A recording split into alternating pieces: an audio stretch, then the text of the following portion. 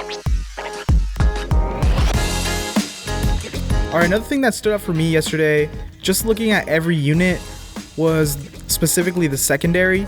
It's still a toss-up. Who's going to be starting at the nickel? Is it going to be E-Man and Charvarius Ward for sure?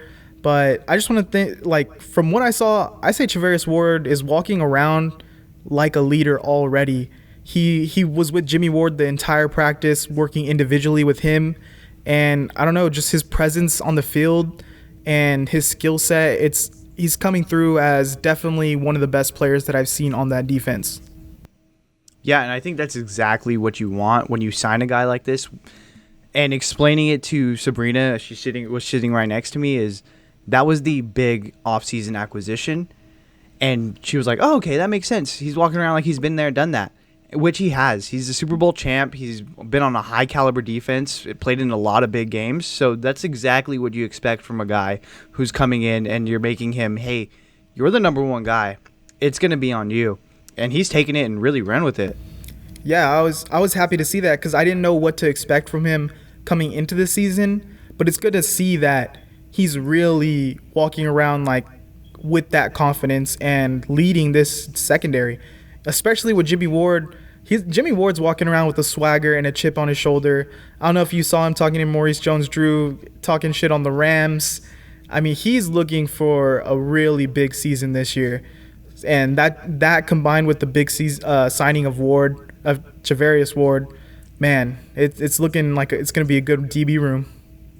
Yeah, and you know how fans like to do it. They're all yelling out, Ward Brothers! Ward Brothers! Yeah, all right, let's get into like a little bit more the other guys because I didn't see, was Emmanuel Mosley even out there? I don't think he was. He went out there with him and Jason Verrett didn't practice, but they went out there after when the 11-on-11 was going on, and so did Eric Armstead too. They just went shorts, t-shirt. Yeah, and someone who I think people were looking at as potentially that nickel spot was Ambry Thomas.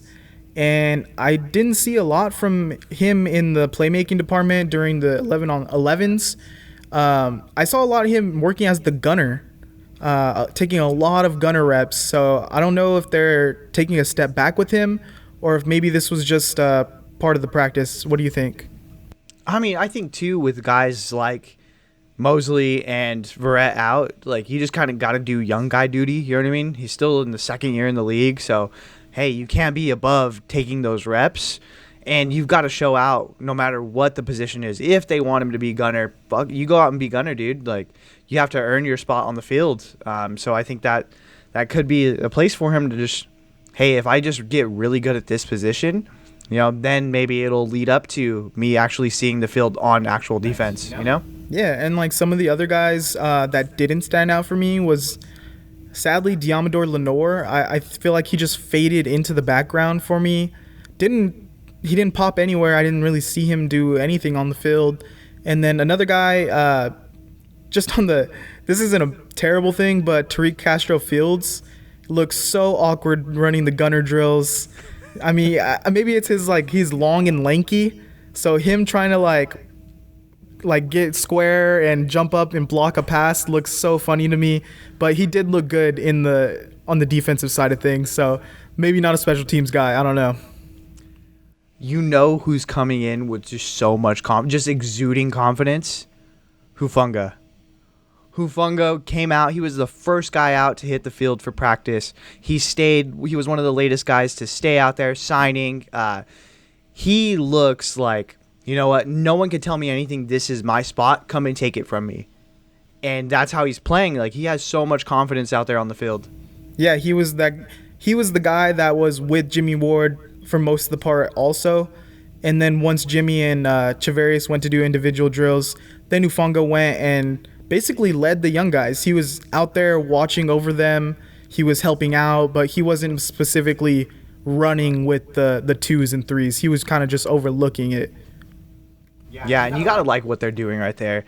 It's now becoming a factory. It's like when you can then instill, hey, this is how we're going to do things, and then leave the field, like how Jimmy Ward does. Like, hey, this is how we're going to do it, leave the field, and then have Talanoa there to like, hey, yeah, this is how we're going to keep it up. There's a standard.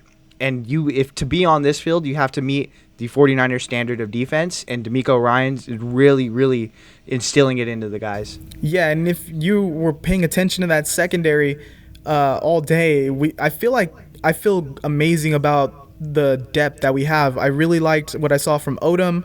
I really like what I saw from O'Neal. Tevin Wilson is still there. I mean, and another guy that we talked to, Quantrez Knight, he was out there, one of the last guys to leave the field, really put in the extra work, and maybe he's looking for that special team spot.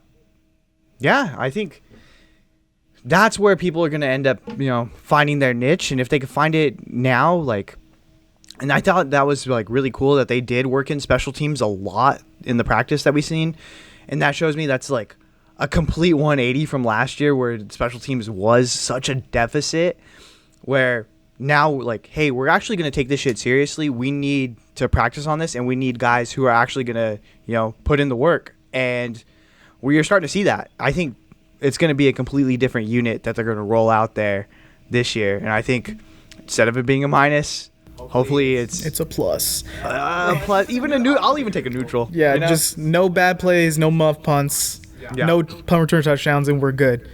But yeah, I think a lot of those young guys were looking good on the special teams drills. But the guy that worries me is I'm seeing these young guys step up, and then I'm seeing Diamondor Lenore not do much. I mean, even Dequise Denard out there injured his hand and went right back out there. From our angle, his finger was completely it looked pretty shot. Yeah, completely out of place. But he looked good out there. I mean, a older veteran player, where does he factor in when you're talking the depth chart, the final cuts? It's gonna be a close call for a lot of these guys who the Niners clearly feel good about. Yeah, and I think it's the perfect mix of, hey, vets who've been around here and young guys who really want to prove themselves. And so I think it could go either way. I know Kyle does lean towards the veteran guys. So in order to get that spot, you're going to have to pop, and you're going to have to pop somewhere, Well, so we'll see who does I'm it. feeling good about Dequise because he popped that finger out of place. So he's popping somewhere.